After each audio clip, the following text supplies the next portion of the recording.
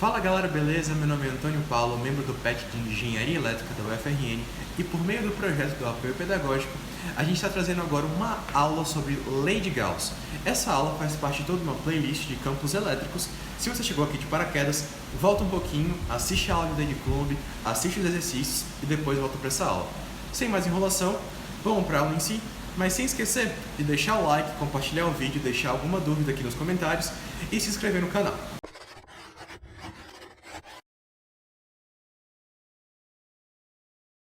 Bem, gente, então vamos para a nossa aula sobre Lei de Gauss. Vamos começar dando uma olhada aqui nos tópicos da nossa aula, tá bom? O primeiro tópico vai ser densidade de fluxo elétrico. A gente vai ver a equação que vai modelar a densidade de fluxo elétrico. Vamos ver uma introdução à Lei de Gauss. A gente vai ver também algumas aplicações para a Lei de Gauss. A gente vai aplicar essa Lei de Gauss numa carga pontual, numa linha infinita de cargas, numa superfície infinita de cargas, e numa esfera uniformemente carregada. A esfera não é infinita nesse caso, tá bom? Então vamos lá. A gente vai fazer o seguinte. A primeira coisa que a gente vai fazer é supor que tem um campo vetorial D, que não depende do meio e vai ser definido por essa equação aqui, ó.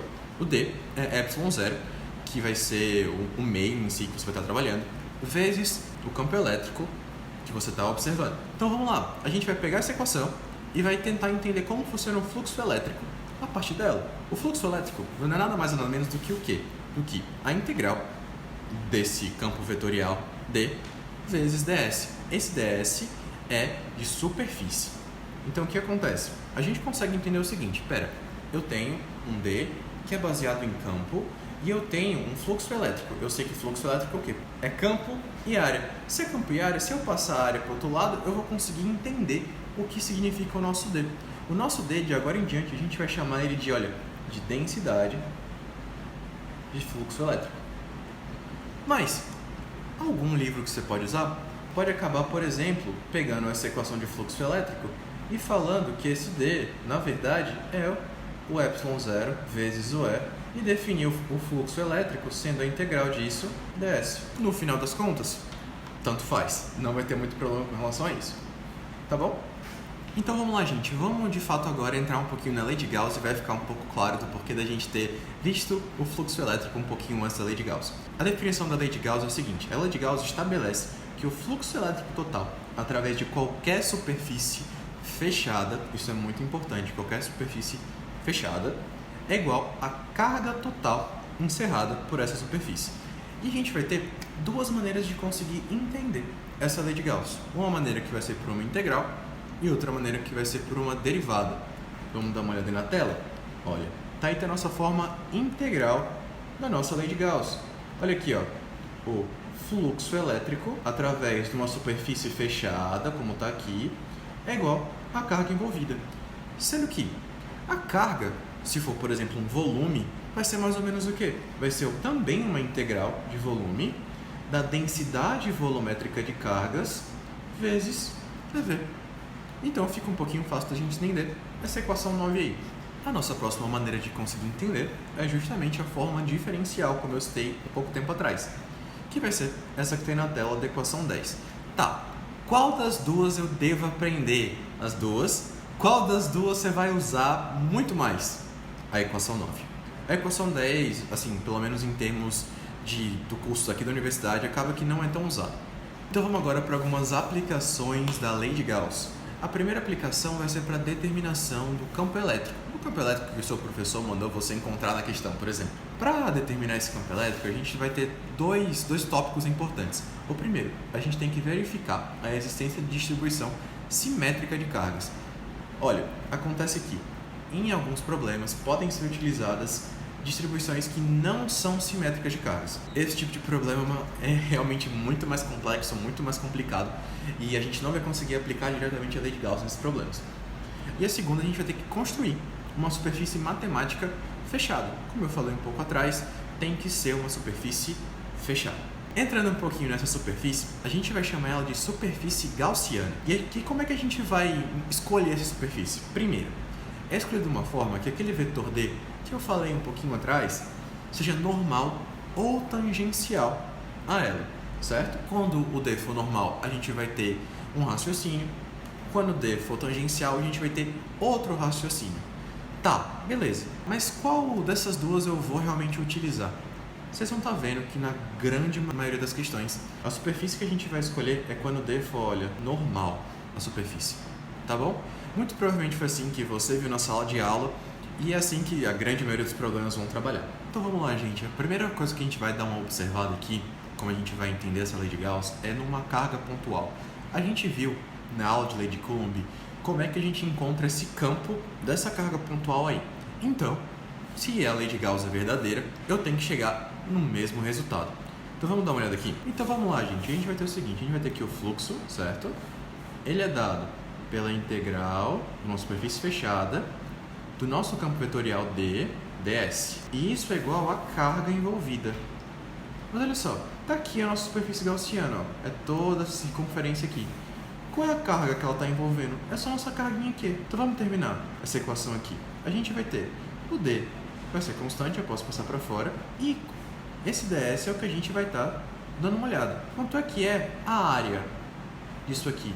Pera, eu sei quanto é que é uma área de uma circunferência. A área de uma circunferência é πr ao quadrado. Então, eu sei que o D vai ser igual a Q sobre πr ao quadrado. Lembrando um pouquinho mais lá atrás, a gente viu quanto vale D. D é ε0 vezes o campo. Se eu pegar essa equação e aplicar na equação que eu encontrei um pouco atrás, eu vou encontrar que o meu campo E é igual a Q sobre π ε0 r ao quadrado, r sendo a distância e Q sendo a carga envolvida. Tá bom, gente, então vamos para o próximo. A gente vai ter aqui uma linha infinita de cargas. Olha só, eu vou escolher o nosso vetor D para ser normal com relação à superfície. Tá aqui já o nosso vetor D, tá bom? Escolhendo isso, a gente pode começar a trabalhar a nossa questão, tá bom? Então vamos lá, gente. A gente vai ter que o nosso fluxo elétrico é igual à integral de uma superfície fechada de D, ds. Sendo que a carga que está envolvida não é mais simplesmente uma carga Q. Porque presta atenção, quanto maior eu pegar esse valor aqui de L, mais carga eu vou ter aqui dentro. Então qual é a carga que está envolvida?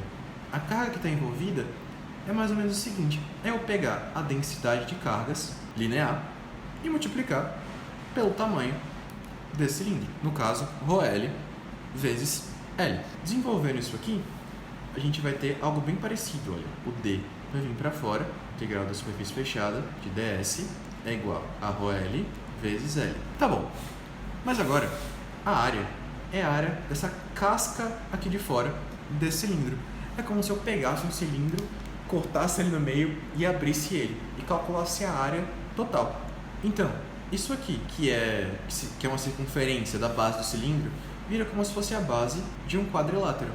Isso aqui, que é a altura do cilindro, vira a altura de um quadrilátero, formando mais ou menos isso aqui, ó, um quadrilátero de altura L e de base valendo 2πr, que é o comprimento dessa circunferência. Tá, então a área disso aqui é só a multiplicação da base vezes a altura, ou seja, 2πrl. Simplesmente assim.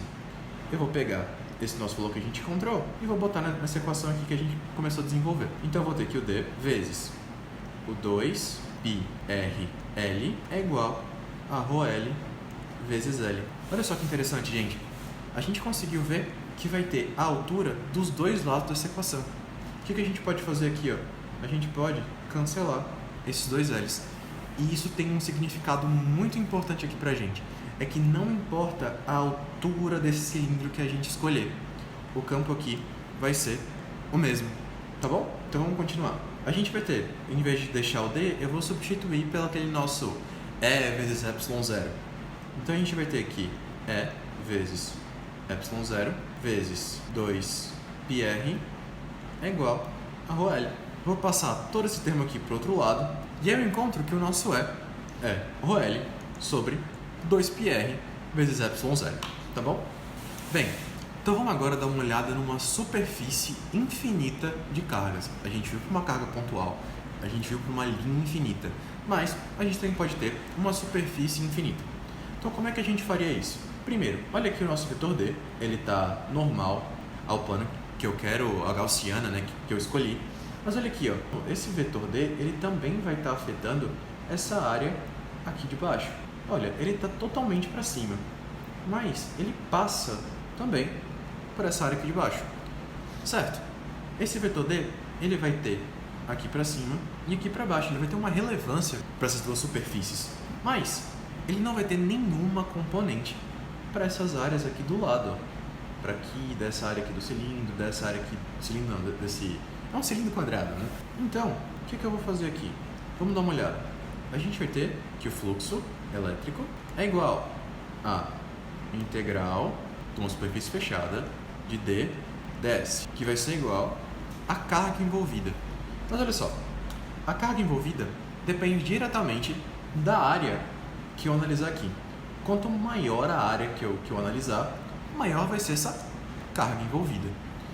Então, como é que eu posso colocar isso? Vai ser uma área que eu vou chamar de A, vezes a distribuição de cargas nessa área, que eu vou chamar de ρS, tá bom? Mas vamos dar uma olhada aqui, ó. Eu vou passar esse D para fora, do mesmo jeito que eu ando fazendo em todos os exemplos. Vai ser uma integral de superfície fechada de ds, que é igual a A, que é a nossa área, vezes essa distribuição superficial de cargas. Mas vamos lá. Eu vou ter, como eu falei, esses dois planos, o plano superior e o plano inferior. Então, essa integral de superfície vai ser essa área, mais essa área. Poxa, mas eu chamei essa areazinha aqui, que está distribuído as cargas, de A. E olha só, essa área A vale o mesmo valor dessa aqui de baixo e dessa aqui de cima. Então, a nossa integral de superfície fechada vai ser 2A, o valor superior e o valor inferior, que vai ser igual a A vezes ρS. E olha só que interessante, vai ficar bem parecido com o que ficou o caso da nossa linha infinita. Olha aqui, ó, a área não vai importar tanto, o tamanho dessa área não vai importar tanto. Então, tanto faz. Como é que vai ficar no final do nosso desenvolvimento?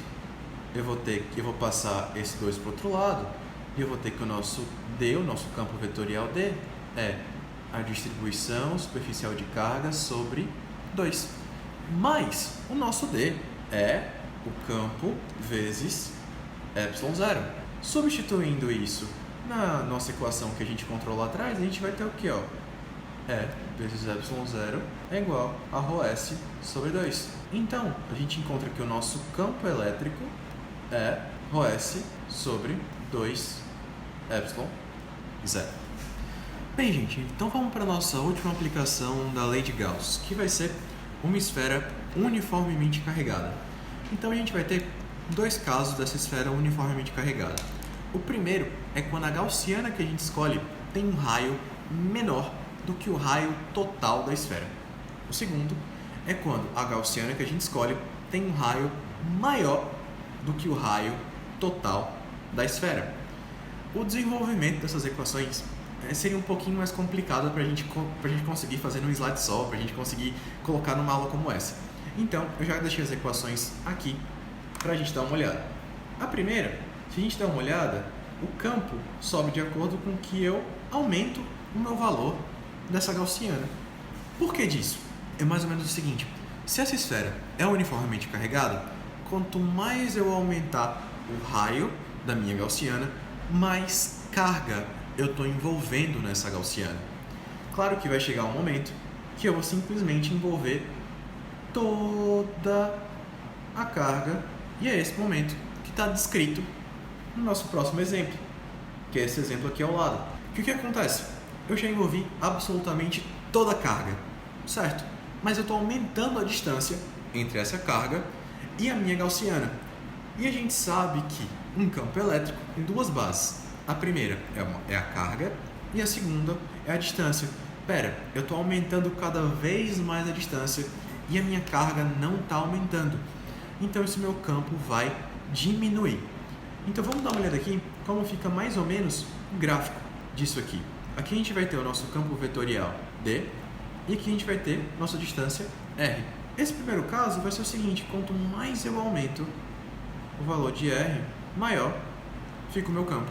Até que eu chego no valor do raio da esfera, que é A. A partir desse valor, eu vou continuar aumentando a distância sem aumentar a carga. Então, o que vai acontecer? O nosso campo vai diminuir. Até que, segundo essa equação aqui que eu chamei de 2, quando chegar lá no infinito, esse R vai ser tão grande que esse campo aqui, nosso campo vetorial D, vai ser praticamente zero. E as duas equações que vão estar modelando isso é justamente a equação 1 e a equação 2, que é o quê? O nosso campo vetorial D vai ser igual a o R da nossa gaussiana vezes esse ρV, que é a distribuição volumétrica de carga sobre 3. E a equação 2, que vai ser o quê? A ao cubo. A é o quê? É o raio total da nossa esfera, vezes ρV, que é a distribuição volumétrica de carga, dividido por 3 vezes o raio dessa gaussiana ao quadrado. Bem, gente, assim acaba o nosso conteúdo sobre lei de Gauss. Bem, se algumas coisas não ficaram muito claras, volta um pouquinho, assiste as aulas de lei de Coulomb, assiste os exercícios. Assiste essa aula de novo, não ficou claro, tenta dar uma olhada na nossa próxima aula, que vão ser exercícios sobre lei de Gauss. Se ainda assim não ficou claro, pode deixar aqui nos comentários que alguém vai estar respondendo vocês e tirando suas dúvidas. Tá bom? Um abraço e até a próxima.